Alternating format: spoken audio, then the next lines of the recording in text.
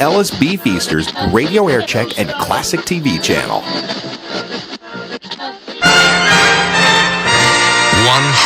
years as the voice of New York. Fulton Lewis Jr. Good evening, ladies and gentlemen. John Wingate reporting. This is Lyle Vine. I'm Shelley Strickler reporting. Good morning, I'm Lou Adler. I'm Joe Bartlett. I'm 710 WOR. This is 710 WOR. An iHeart radio station. In honor of the 100th anniversary of WOR Radio, I'm going to try to do something that I guess you guys, if you've been listening to the station, maybe growing up with the station, you probably have a memory of this. And Joe, you can chime in and help me on this one, okay? Ready. Well, the weather is terrible out there. There's a blizzard. So I want to let you know that PS 15, Roberto Clemente in the East Village, is closed for the day. PS 19, Asher Levy, also in the East Village, has decided that they will close. PS 64, Robert Simon in the West Village, they will be opening, but late. PS 108, School of Authors in East Harlem. All right. Has decided. First of all, believe this. it's New York City schools. New York City schools. They all come together. And the first one we always announced was Don Bosco Prep. Don Bosco is a school in northern New Jersey. If there's a flake of snow, they just, we're closed. They would always be the first one.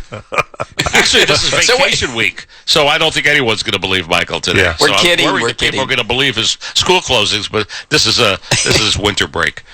So you only did, you just lumped all of New York City schools together and say all New York City schools are closed. You wouldn't go through, PS 126, Jacob August Reese, Two Bridges, closed? We had like No? 2,000 schools in the system. You couldn't go through every single New York City school. It's like New York City schools are closed. Boom. And on to Don Bosco. Bergen Catholic. I mean, we went through them all. And you would Hey, spend Michael. 4 hours just announcing the school closing? Oh, yeah, sure. Sure. Gripping radio. People would listen to that. And for almost all those years, it was the Gamblings. The three generations of the Gamblings on WOR. John B. How do you spell financially? Financially. And there are 2 R's in embarrassed. Now, the bike ride. Hop on, everybody. Ready, begin. John A. We are a family. We are, in a real sense, a member or members of the families to whom and with whom we're broadcasting. And John R. 35 absolutely fantastic years of broadcasting in the biggest market in America is an opportunity that few ever have. The Gamblings were heard collectively for 80 of WOR's 100 years. 710 WOR. Hey, Len, how do you spell chrysanthemum? Back to you, Mike.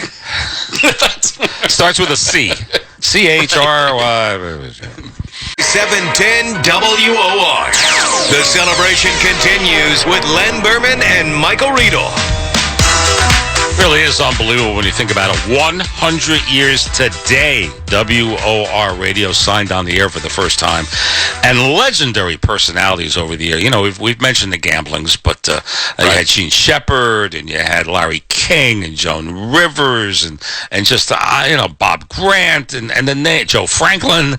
I mean, it just goes on and on and on. 2 of my heroes, manned the afternoon program. The great Bob and Ray. Bob and Ray have another blockbuster for you. Remember we've told you about the big warehouse that's always bursting with war surplus bargains? Well, last night it burst, and what a mess. But our loss is your gain. 226 pair of canvas leggings, which were only used once at the Battle of San Juan Hill. What's more, these leggings were used only going up the hill. Hey, listen to this. 22 slightly used ammunition wagons, which were damaged just a bit when they slid back down San Juan Hill.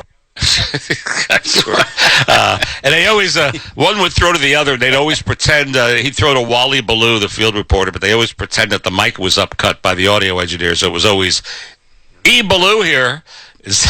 It was just, I thought they were classic. Another reason I wanted to get into radio. Hey, speaking of broadcast legends, our buddy Jim Kerr has some words for it. Hi, I'm Jim Kerr from down the hall at Q104.3. Just wanted to wish WOR a happy 100th birthday. Here's a piece of WOR trivia you might not be aware of. I once had to fill in as morning show host on WOR when the regular crew was locked outside the bar in Ireland that they were supposed to be broadcasting from on St. Patrick's Day?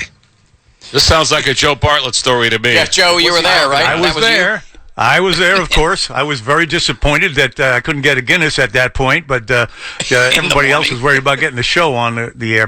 Turns out we had planned this broadcast in Ireland, in Dublin, St. Patrick's Day, but St. Patrick's Day was a holiday in Ireland. The pubs don't open till noon, and we're supposed to be on at 10 in the morning. Just minor little detail. Oh, my God. That's kind of a problem. Wow, St. Patrick's Day could be a holiday in Ireland? That never would have occurred to me. Oh, my. Anyway, hey, by the way, the guy scrambled. He got the pub open for us, but Jim had to kind of fill for a while. That was a funny time. That's funny. Yeah. So I got an email from my friend Nancy. She said, I have grown up with WOR. My parents were devoted listeners. And she said her mother, who lived until she was 92, she said her mother never missed the Dr. Carlton Frederick show on nutrition. Remember that one, Joe? Yeah, he was one of the pioneers with the health shows and nutritions. An interesting thing about Dr. Frederick, do you have him? Yeah, I do. You want to hear him? Yeah. Get him. Yeah. I'm Carlton Fredericks, telling you that your dog is better fed than you are. And if he doesn't believe it, have him tune in on my program, Designed for Living on WOR Radio 710. They say you are what you eat, but that is not true. You are what you eat, you absorb, and you utilize. If you have arthritis and you've been told to learn to live with it, you'll get opposite advice on my broadcast. On Designed for Living on WOR Radio 710. Wow. Sounds like and we lasted now I know where John, years, huh? now I know where John's Bachelor got his inspiration. I knew it was coming. I knew that was coming, yeah. And the interesting fact about Carlton Fredericks, he was spewing all his health details. The guy was smoking in the studio. You mean, wait, Joe, I am shocked. You mean in the 100 years of WOR, there was occasional dishonesty on the air? Well, no, he was on. I don't, I mean, he truly believed what he said, but he certainly was a smoker. Now, Nancy, who I believe may be calling in for Open Phone's WOR anniversary coming up at 8:35, 800-321-0710, she also said that her mother loved plants and faithfully listened to Ralph Snodsmith's show. Do you remember that one, Joe? Ralph Snodsmith? Read and follow the label directions. Ralph, yeah, he was on every weekend. And that guy knew every single plant that existed. He was amazing. You couldn't stump him. Oh, yes, your petunias. He knew everything. I'd take those orchids right now and put them in the ground because it's April. And by June, you're going to have a huge jungle. You won't even see your house. Lou was there for those shows, too. I screened for that show. That was one of my first jobs. Every plant. Well, that's exciting. You would have every 12, plant known to man. 12 calls lined up to talk about plants, grass, and their lawn. Here are Len Berman and Michael Riedel in the morning. Hey, good morning, everybody. It is now Open Phones to celebrate the 100th anniversary of WOR, so give us a call with your memories, 1-800-321-0710. And now here is somebody who was a legend. She and her husband, legends here on WOR. Daria Dolan, she co-hosted a personal finance show with her husband, Ken, for more than 20 years. Sadly, we lost Ken in 2018, but Daria's with us this morning. Hey, good morning. How are you, my friend? I'm great. How are you guys? All right. So take us back to your memories of WOR. How did you guys get the gig in the first place? Well, that was interesting. Let me just say this, though. Bartlett, if you'd listened to Ken and me, you would be retired by now. Well, certainly you, Daria, not so much Ken, but with all due respect, but you're right. Yeah, he always said he was the pretty one. You're right. So, Daria, tell us how you got the gig, you and your husband here. Well, he and I teamed up while he had turned in his resignation to WOR. And so when we decided to team up, they decided they didn't want a couple on the air. So we went to WMCA. And we did a year at MCA and then left there because of the sale of the station and the guy they brought in to revamp the whole thing, and he didn't like a husband and wife team. So we were out, and we started picking up gigs, filling in here and there.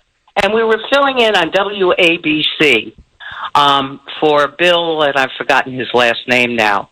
And I guess Ed Walsh, who was then program director, heard us and brought us over and hired us. And that was back in 1988. So what was it like working with your husband? Would you get along on the air? Would you get off the air and say, "You dummy, why'd you say that"? No, we had, I always likened it to, he was the guy at the front of the parade, and I was the one at the back end with the shovel.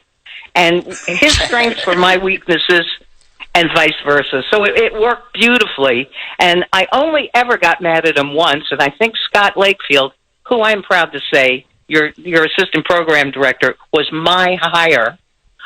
First as an intern, and then when we needed a producer, and then, of course, the big offices stole him from us. But nonetheless, I got so mad because he would tell me to hurry up. He thought I was talking too much. And I just, this one day, I'd had it, and I stood up while we were still on the air, and I took off my headset, and I threw them at him and stormed out of the studio and went into the control room. We have you to blame for Lakefield. Unbelievable. Now we know. Hey, Daria, did Scott still have that deep voice he has today? Hello, Michael. It's Scott Lakefield calling. Did he always talk like that? Always talked like that. I never understood why he didn't go on air, but he's probably had a better secure job by being in the upper offices. Hey, Daria, let me ask you, over the years, as you guys were dispensing financial advice back then, what were the key change that you saw in the finances of regular people at the time that you were hosting the show? You know, it's funny. When the Internet bubble was at its peak, I was getting death threats from people because I could see what was going to happen to the markets, and nobody wanted to believe me.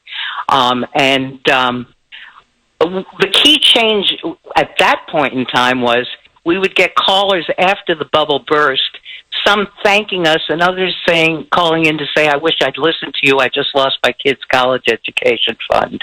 Hey, so wow. it was an interesting time. But you know something? At the end of the day, people's problems with trying to invest and trying to do it wisely haven't really changed one iota. Yeah. All right, Daria Dolan, a legend here on WOR Radio. She hosted the Personal Finance Show with her husband, Ken, for more than 20 years. Hey, Daria, nice to talk to you. Nice to meet you. Take care. Take care. Okay, you as well, guys. And I'm still younger than WOR. Well, okay. That makes two of us. Right. Thanks a lot. All right, let's go to the phones. We've got Don right here in NYC with his memories of WOR on its 100th anniversary. Good morning, Don. Yes, hi, guys. Happy anniversary.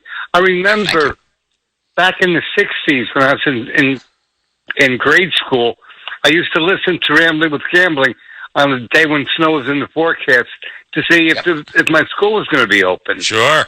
And I remember hoping and hoping and hoping that it'd be closed, but whatever. Okay, guys, listen, once again, happy anniversary. Thank you. Don't go anywhere, Don. Hang on. You're going to get a special 100-year commemorative T-shirt, so don't go anywhere. Pauline in North Carolina. What's up, Pauline? Thanks for listening. Hi, guys. Like the previous caller, John Gambling, my mother would put him on 6 o'clock in the morning, and whenever I would hear these two songs, "Oh, How I Hate to Get Up in the Morning," and hi-ho, it's off to work we go, I knew my mother was coming into the bedroom to wake my sister and I up for school. Well, she must have hated the gamblings. Yeah, and we used to listen, like, for the school closings, like in bed, and then my mother would come in, and then she'd say, "Oh, you have no school." Then we were wide awake. But Thanks, Paul. WO is like family. Thanks, Pauline. Don't go anywhere. We got a T-shirt for you. We got one for you. How about Richie out in Long Island? Good morning, Richie. Oh, I know Richie. Is this? Yes, wait a second. Is this? Oh, this is our buddy, Richie. When I was a little bitty boy, my grandmother bought me a cute little toy. Silver bells hanging on the string. She told me it was my ding-a-ling-a-ling. Is that you? Yes, that's me. I got a song for WOR Radio. Go for it. All right, hit it. Happy anniversary to you. Happy anniversary to you. Happy anniversary, WOR Radio. Happy 100th anniversary to you. And many more. Very good, Richie. Don't go anywhere, pal. Don't go. You yourself get a T-shirt, Richie. Yeah. Stick around. Thanks a lot. So, I got time for one more call we can slip in here. Got to do it real fast because we got to get to break. Go ahead. Right. How about John in Rhode Island? Oh, our buddy, the kazoo player. Happy anniversary. My memory is actually from my wife. In about 1937, when she was about 5 years old, the original John Gambling said, Emily, Lee Sedgwick, in Chappaqua, if you look behind the closet door, you're going to find a birthday present. And she opened it up, and there was a bike. It just showed you how personal that station was. Wow. And I think it's extraordinary. And you're doing it now with your call-in, so thanks very much. Keep it up. Thanks, John. Good kazoo playing, pal. Appreciate it. Right. A lot of young listeners here on WOR Radio. There you go. They've been with us for the past several weeks, and they love it. Right. Anybody under 80 might give us a call, 1-800-321-0710, with your memories of 710 WOR. All right, coming up next, hey, another legend, another WOR legend joins us. George Mead, he was the traffic reporter 40 years right here on WOR. He's the man who pioneered the helicopter going up there, Len. And he was a pilot himself. He was doing the traffic, Len, at the same time that he was doing the traffic reporting. Unbelievable. That is coming up next. WOR. The celebration continues with Len Berman and Michael Riedel.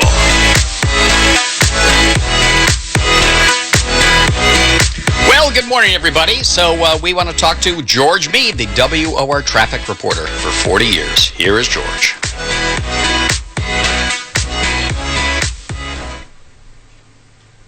Well, it really is a pleasure to be joined by George Mead, longtime WOR listeners. Well, I don't have to introduce him. 40 years on the air. My goodness. Wow. They didn't even give you time off for good behavior. 40 years in that helicopter, George?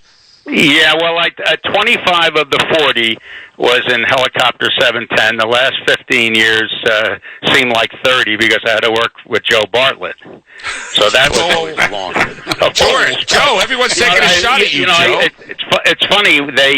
I started out in this little MASH type helicopter, little egg beater, flying around New York, and worked with fearless Fred Feldman, who was really the pioneer and the granddaddy of helicopter traffic reporting. And I came on board in April of 1969, and then they came to me and said, we're going to sell the helicopter.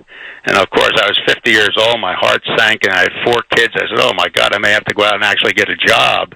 But then they brought me inside, and Joe knows better than anything what I did. I'm not sure what I did. I did traffic, weather, and just made Joe Bartlett laugh because he has the best radio laugh ever. I got to tell you, George he was as a pilot. Obviously, you got to be pretty regimented, and we had a lot of fun with him because it was April 1st. He started his Cheerios, and then he would eat them at the same time every day. And then October 1st, his Cheerios would run out exactly on October 1st, and he would switch to oatmeal. That's right, and I'm still doing it. I'm 100 years old, and I'm still doing it. But, my background really was in aviation. After ROTC at Seton Hall, I went into the Army, and they said, hey, do you want to go into the flight program? I said, hey, this is great. And the next thing I know, I had a helicopter strapped to my rear end for 1,000 hours in Vietnam. I said, this isn't fun. They're shooting at you, So then when I came back to the States after about a year there, I couldn't figure out what I wanted to do. I couldn't get a job flying. And very luckily, one day I got a job with Butler Aviation, and they had a contract with WCBS, and we were fighting WOR, John Gambling and fearless Fred Feldman. And then within a year, I went to WOR to share flight duties with Freddie Feldman. Here's the interesting thing about George. He was a pilot, but he was also the reporter. Nowadays, you got a pilot and a reporter. George did it all himself, so he really is multi-talented. Well, I'll send you the check in the morning, Joe. But the thing is, when I started, there were 7 or 8 of us in the country who were both pilot and broadcaster. And it was very hard to do. And, you had to fly this difficult machine which took both your legs, both your hands, and your mind had to be on a swivel looking around outside the cockpit for other air traffic. You had to talk to the FAA. You had to talk to the other helicopter pilots flying around New York City. You talked to the heliport, which was downtown or over on the west side. And then you talked to the producer. And on top of that, you had to go talk to John Gambling. They eventually wanted you to be somewhat of a quote-unquote personality pilot, so you had to get a little shtick going. And all of a sudden I realized, my God, I'm doing 5 different things at once, and people would come up with me and said, how the heck do you do that? And I said, I don't know how I do it. You just walk away, push the button, and do it again the next day. But it was an unusual job. Hey, George, does anything stand out? So, I mean, obviously there was a traffic accident or something, but was there something you were flying up there looking down and just stood out as something that was amazing to you? Well, when I think back flying all those years, 25 out of 40 years on the radio, if anything happened around New York, I was usually the Sky Witness News sort of eye in the sky. I mean, whether it was Opsail in 1976, whether it was 2 or 3 blackouts, whether it was the bombing of the World Trade Center the first time around. But to have this privilege of being up there and watching this great city wake up every morning, seeing spectacular sunrises and sunsets, because I always flew in the afternoon too. But I'd be remiss. I had my wife Barbara, and I had 4 children. Colleen, the second one, was actually born when I was on the air. I mean, I dropped Barbara off at the hospital at 4 a.m., and the doctor assured me that nothing was going to happen for 4 or 5 hours, so I went off to work, and at 7:20, I'm 1,000 feet over the BQE, and John Gambling said, oh, by the way, we just heard from Dr. LeMay, your father again. Yeah, we had a lot of fun, too, when George was on the ground, because we would always, almost every day, end up at O'Hara's once the show was over. And we had, of course, great birthday parties. George is a very picky eater, and so for his birthday parties, I would always take him for sushi. You remember the big Mexican restaurant that we went to, George? Yeah, I remember that big Mexican hat, yeah. Joe he'd always take me to the worst places. But, when you think about it, I mean, you guys have been broadcasting through a pandemic, and everybody's, when you talk to people who are in or out of radio or TV, everybody has said, oh, my God, we're working remote. I was the only guy in New York radio that did work remote. I never saw the people I worked with. I would talk to the producer on the 2-way radio. I'd slip in. I knew when my traffic reports are. I knew when there was a funny thing. So the happiest thing after I came out of the air and onto the ground was being able to work with people like John R. Gambling, Joan Hamburg, and also Joe Bartlett. I mean, it makes it easier. So broadcasting is difficult, but when you're removed like I was 1,000 feet over the city, it was unbelievable. What a pleasure to talk to George Mead. Great memories. Thanks, George. Continue good health. All right, thanks for checking in with me, guys. Have a happy. We have Joan Hamburg coming up next. It's 9 o'clock. 100 years as the voice of New York. This is John B. Gambling speaking. This is Arlene Francis. Gene Shepard on WOR. Your influence counts. Use it. This is 710 WOR. An iHeart radio station. One of the greatest personalities that lit up the skies here at WOR, Joan Hamburg, the former host of the Joan Hamburg Show. We had an opportunity to speak with Joan. So, Len, years ago, I was writing a story for the New York Post about the most influential people on Broadway, and I was calling all the press agents, and they said, of course, there's the New York Times, and they said after the New York Times, maybe even bigger than the New York Times, is Joan Hamburg on WOR, because with her show, if she said, I saw that play last night, you have to see the play. All of the people who listened to her show, from 10 to 12, I believe, if I'm not mistaken, WOR, everybody went and they bought a ticket. Joan Hamburg was before Rosie O'Donnell. She was before Seth Meyers. She was before Jimmy Fallon as the influencers, I guess they call them now, of the people who drove ticket sales on Broadway. And we welcome to the 100th anniversary of WOR, Joan Hamburg. And Joan, I had been there a couple of times when you would do those brunches, those lunches at Sardi's. Right, at Sardi's. Totally. And that's when I first met Natalie, actually, there. And they were completely and you were often a guest. I mean, we always would quote you and talk about you and talk about the theater, but we would do that show and listeners would fight to come in to get a seat at Sardi's. It was all magical. And then they would go to theater. But it was also, guys, the magic of radio, the magic of WOR, where every listener was your family. And if you said to them, I had chicken salad at Sardi's, that's the only thing they'd want. They'd want what their WOR family had. And it's still an incredible audience. It's magical. So, Joan, did you always have in mind when you started out your radio career in the 1970s that Broadway was going to be a part of a kind of show that you put together? You know, I got my first radio job all those years ago because a broadcaster called Bob Grant, you guys remember the days of Bob Grant? Yeah. Sure. Yeah. He was one of the original yeller screamers. Get off my phone. I had written a book when I was in college, just coming out of Barnet, called New York on $5 a Day. And that's how it all started. Arlene Francis had called me up to be a guest on her show. And at that time, Clay Felker, who was editor of New York Magazine, called me up. I was writing for them and said to me, you know, we want everyone who works for us to be more than they think they can be. We want you to audition for a radio show. There's a guy called Bob Grant, and he's always being sued for everything, and they need to replace him during the daytime. Well, I said, well, that sounds good, but I have nothing to do with that. I mean, I don't know how to do that. They said, please. He didn't say please. He said, no, you've got to try. Go audition. So I literally, on a Sunday night audition, I have no idea what I talked about, probably nothing consequential. And a couple of weeks later, they called to say, congratulations, you're our new host, midday. Host? Well, how do I be a host? And that was exactly how it happened. I have a load of relatives. We're a huge family.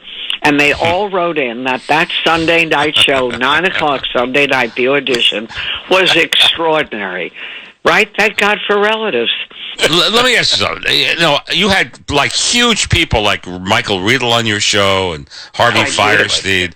Who were some of the other greats that you really, love to talk about or would grace you with their presence? When I first started out, some of the hosts were like Arlene Francis, and she would have Frank Sinatra, and every major star would come on to see Arlene. In fact, I was just telling someone the other day that one day during the Kentucky Derby, I was at the beauty parlor in Manhattan on 57th Street, and Arlene Francis called me up and said, darling, Sinatra just called me. And here's something he said I have to bet on for the Derby. But I don't know how to do that. Could you, she, meaning not being there, she didn't know how to do it. She wasn't going to go to an OTB parlor.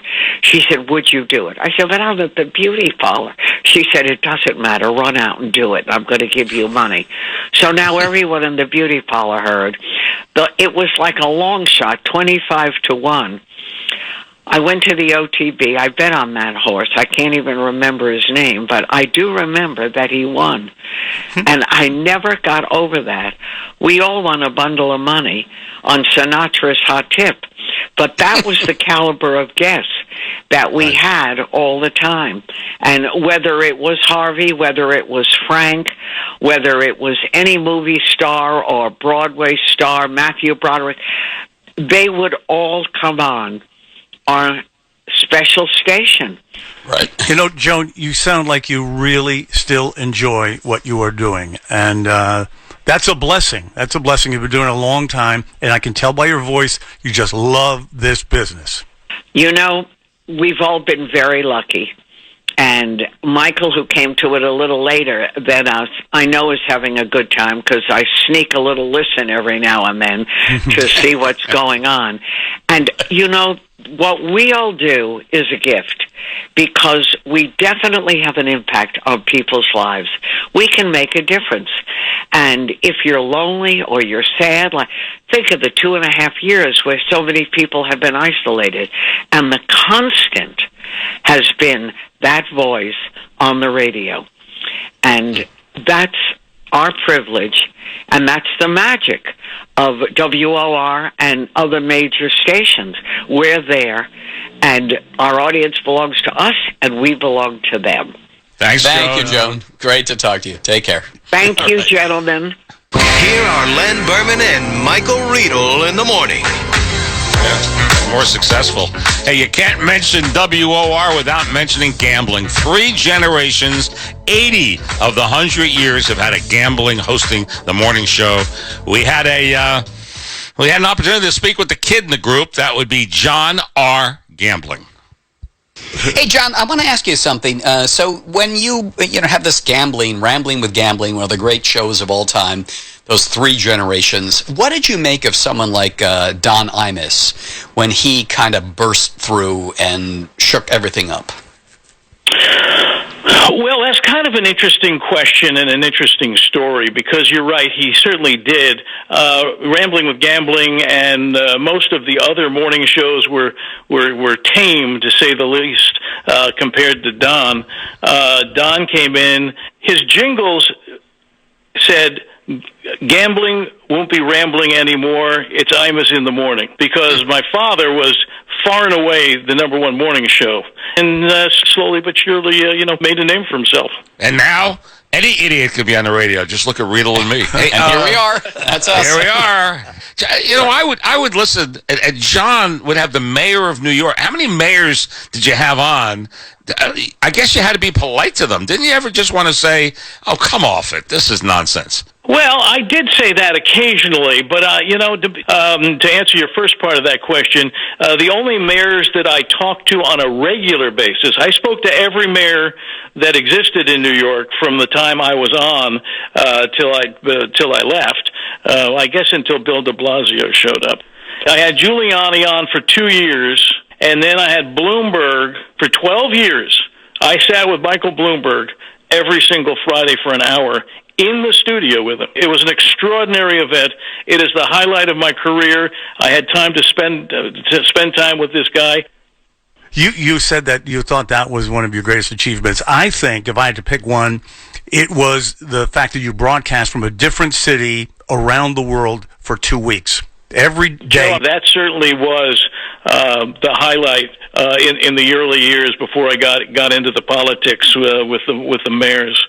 I'll never forget. I joined my father together in the same studio. I had a number of shows prior to that of my own, but when I joined my father, Ed Walsh was the program director at the time, and Eddie came to me and said, "John, if you could do anything on the radio, what would you like to do?" And I didn't even hesitate. I said, "You know, Ed, I think it might be really, really good radio if we can put together a week, 2 weeks, whatever it happens to be, and I'll broadcast from different cities around the world." He goes, "You know what? That is a heck of a good idea." The hardest part of figuring out how to do this was we had to figure out the air schedule, how to get to these places on time to be on the air in New York. And the folks at British Airways used their computers and their flight schedules to figure out how that could be done, and we put it together. And we put together a contest where each day I would announce from where I was how many miles I had traveled to that spot. And if you added up each day the mileage and sent in a postcard, you could win the trip. You could win the same trip or something similar to it. What year was that, John? We had 1 million postcards. Wow. It was phenomenal. What year did you do that? 80. I think it was 85, Joe, wasn't it?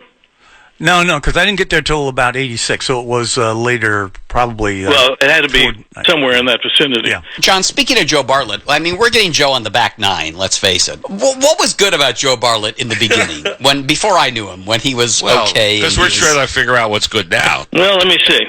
Wait a minute now. Let me see. I'll tell you what. Here's the deal.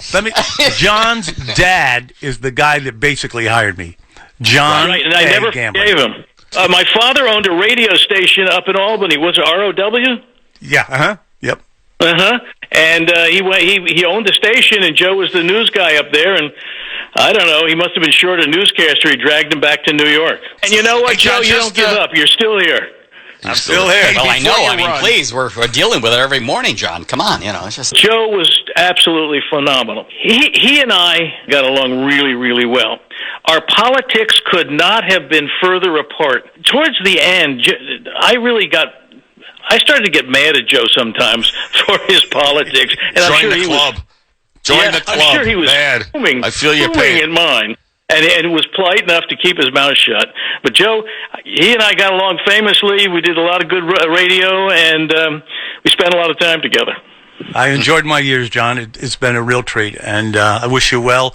I'm glad you're enjoying your retirement. You have some grandchildren to take care of, and you're enjoying life. You deserve it. Yes, we definitely are. We have 4.5 grandchildren, 2 boys, 2 girls, and 1 to be determined. So it should be fun. Great for you, John. All right, well, you are free of Joe Bartlett, but Len and I are not. He's still hanging around after all these years. God help us. Joe's kind of driving me to retirement, too. I get it. I've talked to him down there at Hilton Head, and I said, Joe, what the hell are you doing? Why are you still working? He goes, listen, they're paying me a lot of money. The only thing that's bad about it is I have to put up with these 2 morons in the morning. But other than there you go. That's it. Perfect. Perfect. All right, the legendary John R. Gambling. Hey, great to reminisce with you, John. Thanks, John. Gentlemen, congratulations, and congratulations to everybody ever associated with WOR. I know, Michael, you were a guest with John a few times. I was. In fact, there was a period of time after I left Channel 4, I would do a little sports conversation with him every Monday and Friday. Another one of these guys, just easy to talk to. Totally. You're talking like you're talking to a friend, and he was just easy going. That's how I describe John. But I'll tell you, as a kid reporter at the New York Post, when you got the call to go on the gambling show, you thought, "Oh my God, I'm kind of making it in my world here." It's amazing back in those days.